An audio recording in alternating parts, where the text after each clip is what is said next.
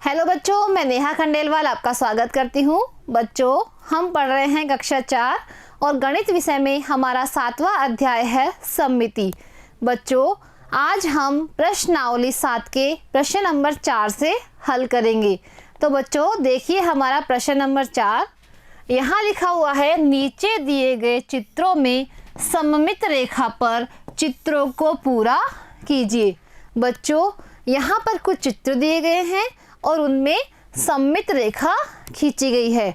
बच्चों, यह चित्र सममित रेखा के एक तरफ तो बना हुआ है, हमें सममित रेखा के दूसरी तरफ का हिस्सा बनाना है, जो कि बिल्कुल पहले हिस्से की तरह ही होता है।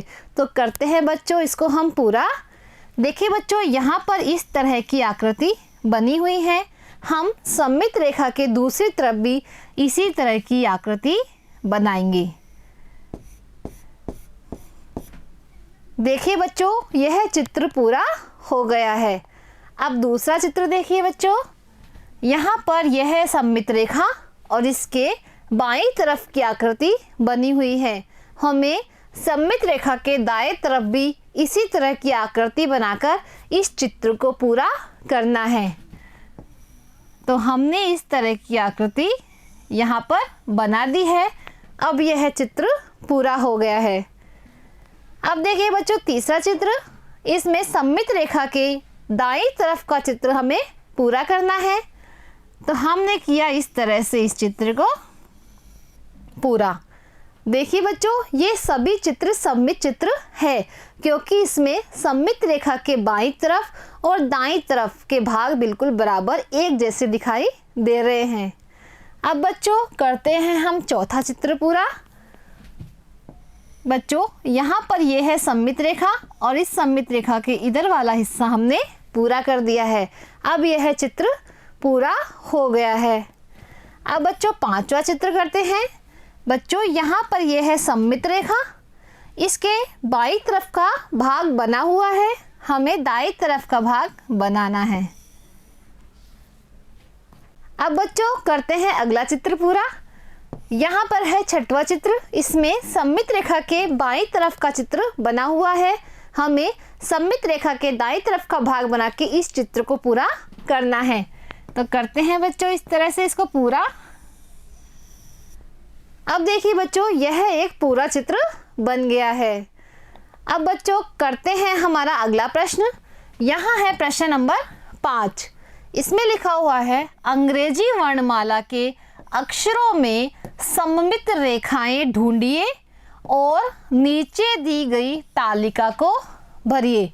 बच्चों, हमें अंग्रेजी वर्णमाला के जो ए से जेड तक के सभी अक्षर है उसमें सममित रेखाएं खींचकर देखना है कि क्या उसमें सममित रेखाएं खींची जा सकती है, और अगर खींची जा सकती है तो कितनी खींची जा सकती है, और हमें इस तालिका में इन्हें भरना है।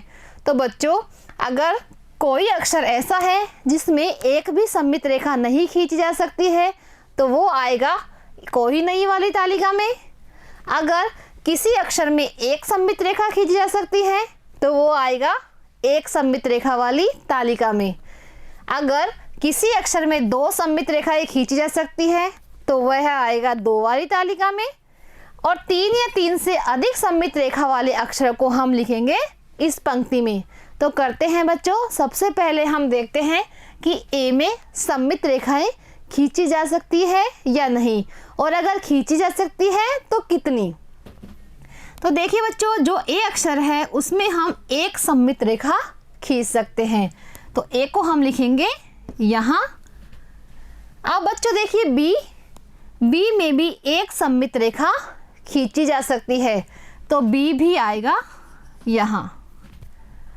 अब सी में देखिए बच्चों, सी में भी एक सममित रेखा खींच सकते हैं, तो सी को भी हमने लिखा यहाँ।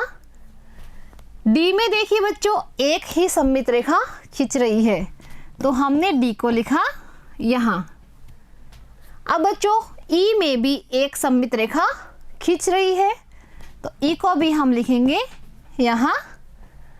देखिए बच्चों, जो एफ है उसमें एक भी सममित रेखा नहीं खींची जा सकती है, तो इसलिए हम यहाँ लिखेंगे एफ को।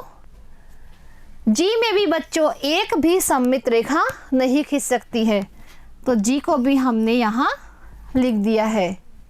अब देखो बच्चों एच में बच्चों एक सममित रेखा भी खींच सकती है, तो एच यहाँ भी आएगा। और बच्चों एच में दूसरी सममित रेखा भी खींच सकती है, इसलिए एच यहाँ भी आएगा। अब बच्चों देखिए आई में बच्चों एक सममित रेखा खींची जा सकती है, इसलिए आई को हम यहाँ पर लिखेंगे। अब बच्चों जे को देखिए, जे में एक भी सममित रेखा नहीं खींच सकते हैं, इसलिए हम जे को लिखेंगे यहाँ। अब बच्चों देखिए के में एक सममित रेखा खींची जा सकती है, इसलिए के को हमने यहाँ लिखा। एल में बच्चों एक भी सममित रेखा नहीं खींच सकते हैं, इसलिए हमने यहाँ लिखा एल को। एम में बच्चों एक सममित रेखा खींची जा सकती है, इसलिए एम को हम लिखेंगे यहाँ। बच्चों एन में कोई भी सममित रेखा नहीं खींच सकते हैं, इसलिए एन को हमने लिखा यहाँ। अब बच्चों देखिए ओ में हम एक सममित रेखा भी खींच सकते हैं, इसलिए ओ यहाँ भी आएगा। ओ में हम दो सममित रेखा भी खींच सकते हैं, इसलिए ओ को हम यहाँ भी लिखेंगे। और ओ में तीन या तीन से अधिक भी सममित रेखाएं खींची जा सकती है, इसलिए ओ आएगा यहाँ भी। अब बच्चों देखिए पी में कोई भी सममित रेखा नहीं खींच सकते हैं, तो पी को हम यहाँ लिखेंगे। बच्चों क्यू में भी कोई भी सममित रेखाएं नहीं खींच सकती है, इसलिए क्यू को हम यहाँ लिखेंगे। बच्चों आर में भी सममित रेखा खींचना संभव नहीं है, तो हमने लिखा आर। बच्चों एस में भी सममित रेखा खींचना संभव नहीं है, इसलिए एस भी यहाँ आएगा। टी में बच्चों एक सममित रेखा खींची जा सकती है, इसलिए हम लिखेंगे टी को यहाँ। यू में बच्चों एक सममित रेखा हम खींच सकते हैं, तो यहाँ पर हम लिखेंगे यू। वी में भी एक सममित रेखा खींची जा सकती है, तो हमने यहाँ लिखा वी। डब्लू में भी बच्चों एक ही सममित रेखा खींच सकते हैं, तो यहाँ पर हमने लिखा डब्लू। अब देखिए बच्चों जो एक्स है उसमें हम एक सममित रेखा भी खींच सकते हैं, इसलिए एक्स को हम यहाँ भी लिखेंगे। और इसमें दो सममित रेखा भी खींची जा सकती है, इसलिए हम एक्स को यहाँ भी लिखेंगे।